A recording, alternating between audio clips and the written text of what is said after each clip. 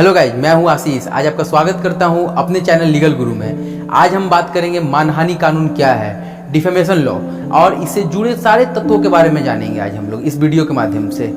एक मशहूर कहावत है कि इंसान अपनी इज्जत बनाने में बरसों लगा देता है, लेकिन इसे गंवाने में एक पल ही काफी होता है। इस संसार में हर एक इंसान के लिए इज्जत, मान और प्रतिष्ठा बहुत ही मायने रखती है। देश के संविधान के अंतर्गत हर एक इंसान को कुछ मौलिक अधिकार और दायित्व दिए गए हैं। उन्हीं अधिकारों में से एक मान और प्रतिष्ठा के साथ जीने का भी हक है। लेकिन अगर कोई इंसान दूसरे के इस मौलिक अधिकार का हनन करना या उसे किसी के माध्यम से छीनने की कोशिश करता है तो इसके तहत कानून में कुछ प्रावधान भी दिए गए हैं। मानहानि मुकदमा ये अक्सर टेलीविजन, अखबारों या बड़े बड़े बिजनेसमैन और सेलिब्रिटी से सुनने वाले शब्द हैं। आइए आपको मानहानि के सारे तत्वों के बारे में विस्तार से बताते हैं। सबसे पहले जान लीजिए कि क्या है मानहानि।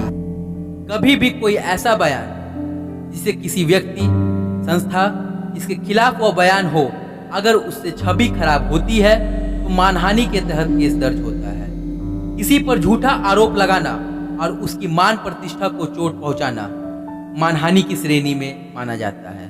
इसके पीछे का लॉजिक है कि व्यक्ति की प्रेस्टीज को धन संपत्ति का हिस्सा समझा गया है। इसलिए अगर कोई व्यक्ति किसी को संपत्ति से वंचित करता है तो वह अपराध की श्रेणी में माना जाता है। मानहानि के अपराध के 3 महत्वपूर्ण भाग होते हैं। पहला, मानहानि से संबंधित सामग्री प्रकाशित करना। दूसरा, राइटिंग या ओरली रूप से मानहानि करना। तीसरा, ऐसी कोई कार्रवाई हो किसी को बदनाम करने की इंटेंशन से की गई हो।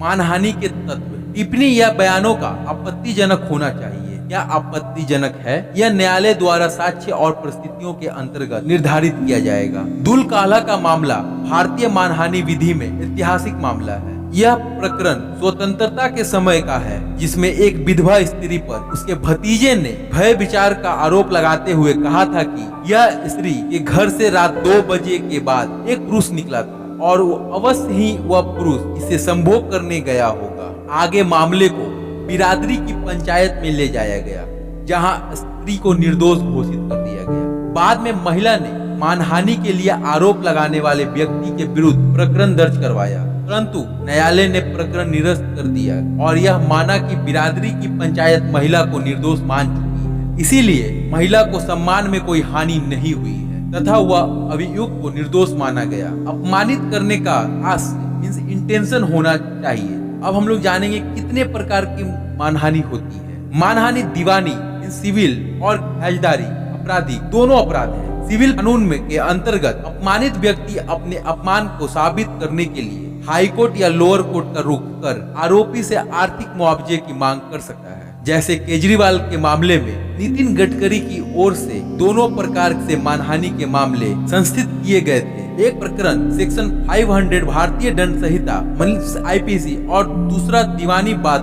दीवानी प्रकरण प्रतिकर प्राप्त किए जाने के लिए किया गया था। मृत व्यक्ति का भी मानहानि हो सकता है। धारा के स्पष्टीकरण में मृत व्यक्ति को भी मानहानि का योग माना गया है। मृत व्यक्ति की निकटवर्ती नातेदार इसके प्रतिकर के लिए भी मुकदमा ला सकते। ऐसी टिप्पणी या शब्दों के माध्यम से मृत व्यक्ति के सम्मान और ख्याति को क्षति पहुंचाने का आशय हो तो मानहानि मानी जाएगी। राज्य के विरुद्ध मानहानि, राज्य के खिलाफ मानहानि भारतीय दंड संहिता की धारा 124A में निहित, जिसको देशद्रोह मींस सेडिशन कहा जाता है। किसी समुदाय के खिलाफ मानहानि भारतीय दंड संहिता की धारा 153 मींस 153 में निहित है, जिसे उपद्रव मींस राइट कहा जाता है। धारा के अंतर्गत 10 अपवाद मींस एक्सेप्शन रखे गए हैं। इन अपवादों के अंतर्गत आने वाले मामले मानहानि नहीं माने जाएंगे। यह अपवाद निम्न है। अपवाद 1 मींस एक्सेप्शन 1, सत्य बात का लालछन लगाया जाना या प्रकाशित किया जाना जो लोक कल्याण के लिए अपेक्षित है, मानहानि नहीं है। अपवाद 2 मींस एक्सेप्शन 2, उससे लोक कृत्यों के निर्वहन में, लोक सेवा के आचरण के विषय में या उसके सील के विषय में, जहाँ तक उसका सील उस आचरण से प्रकट होता है, न कि उससे आगे कोई राज्य चाहे वह कुछ भी हो श्रद्धा पूर्वक अभिव्यक्त करता है, मानहानि नहीं है। अपवाद 3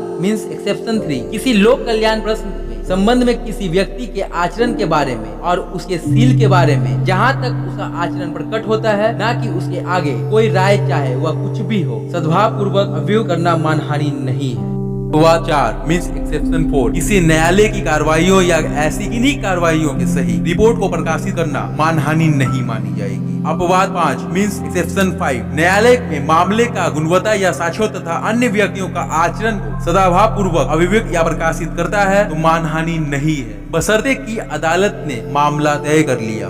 अपवाद 6 मीन्स एक्सेप्शन 6 किसी ऐसे कृत्य जो लोक के गुणागुण के बारे में जिसको उसके कृतों ने लोक निर्णय के लिए रखा सद्भाव पूर्वक अभिव्यक्त या प्रकाशित करना है, मानहानि नहीं है। अपवाद 7 एक्सेप्शन 7 किसी अन्य व्यक्ति के ऊपर विधि पूर्वक अधिकार रखने वाले व्यक्ति द्वारा सद्भाव पूर्वक की गई परिनिंदा मानहानि नहीं।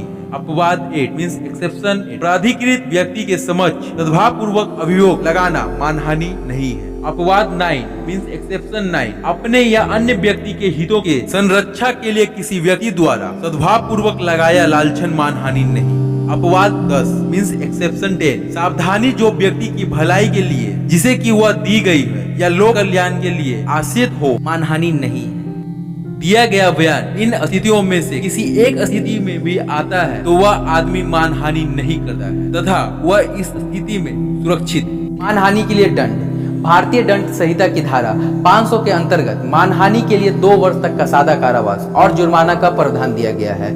यह असंज्ञेय और जमानती अपराध है। साधारण परिवार द्वारा आपराधिक मामलों को दर्ज किए जाने हेतु मजिस्ट्रेट को संज्ञान दिया जाता है। अब तो आप लोग समझ ही गए होंगे मानहानि कानून क्या है, डिफेमेशन लॉ। अगर आपको मेरा वीडियो अच्छा लगा हो तो मेरे वीडियो को लाइक करें, कमेंट करें और अगर आप मेरे चैनल पर नए हैं तो मेरे चैनल को सब्सक्राइब करें। Thanks for watching my video.